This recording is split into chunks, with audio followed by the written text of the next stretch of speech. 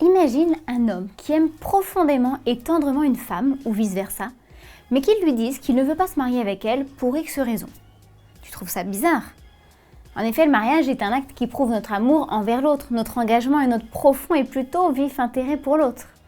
De la même manière, dire au monde « nous les chrétiens, on t'aime » et ne rien faire pour lui serait un contresens et une incohérence. Tu es d'accord avec moi?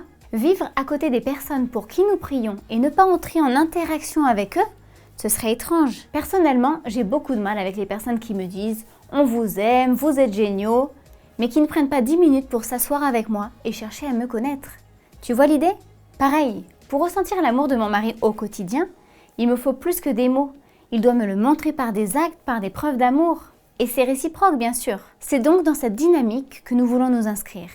Et tout simplement avec ce que l'on a, ce que l'on est, notre personnalité, notre originalité, nos dons, nous voulons dire à ceux qui nous entourent, tu es important, tu n'es pas seul, tu as de la valeur, tu es aimé, tu as de l'intérêt, ta situation me préoccupe, etc., etc. Et tout cela, on peut le dire de façon tellement différente selon qui on est. Réparer un évier qui fuit, par exemple, est une belle manifestation d'amour pour quelqu'un qui fait face à ce dégât des eaux. Ou bien faire une carte manuelle, écrire un mot, faire des gâteaux maison, donner un pourboire, rendre service, offrir des chocolats. Bref, Dieu t'a créé avec beaucoup d'ingéniosité et de créativité pour trouver des idées selon qui tu es.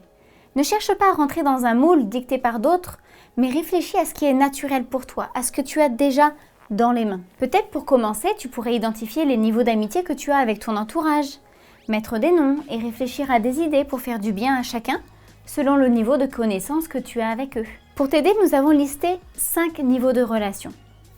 Le niveau 1 correspond à l'entourage que l'on connaît très bien. Le niveau 2, c'est l'entourage que l'on connaît un petit peu moins bien. Le niveau 3, c'est celui que l'on ne connaît pas du tout. Le niveau 4 correspond aux personnes avec qui nous avons des difficultés au niveau relationnel. Et le niveau 5, c'est l'idée de faire quelque chose en groupe pour quelqu'un de son entourage. Alors aujourd'hui, qui vas-tu arroser de ton amour ?